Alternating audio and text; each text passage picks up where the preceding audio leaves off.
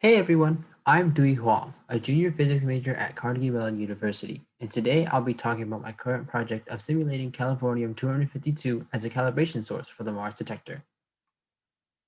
The Coherent Experiment is an experiment performed utilizing the spallation neutron source, or SNS, at Oak Ridge National Laboratory, with the original goal of making the first direct measurement of coherent elastic neutrino nucleus scattering, or SEVNS for short, on multiple targets.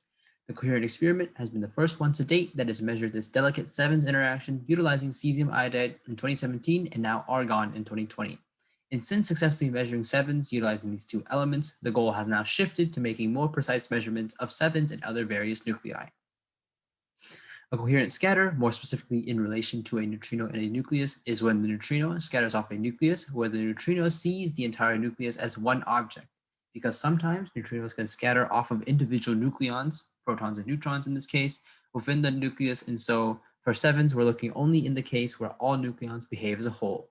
This process happens much more often than the scatters off of these individual nucleons in the energy range of about 16 to 53 MeV, and so this is the dominant interaction that occurs if an interaction occurs at all, since neutrinos are so elusive.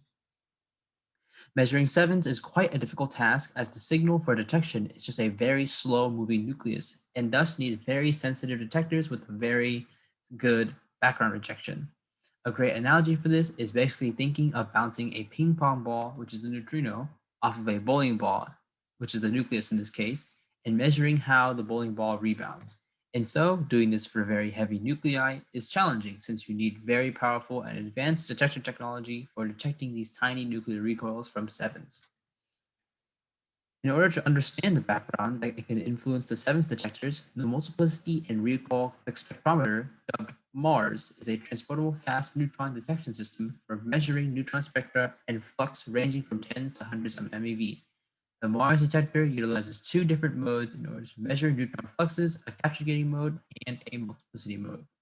And so this picture here in the bottom right shows how the detection works with a high energy neutron initiating a spallation reaction in the lead and generating secondary neutrons. These secondary neutrons then downscatter in the scintillator and are captured on a gadolinium nucleus in the paint. The gadolinium de-excitation produces a shower of gamma rays which further interacts in the scintillator.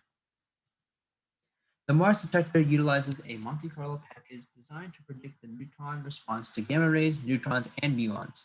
The energy calibration and position-dependent response was determined using this Monte Carlo model and using cobalt-60, DT, and other californium-252 sources, which is my current project on how I go about creating my own californium-252 calibration source.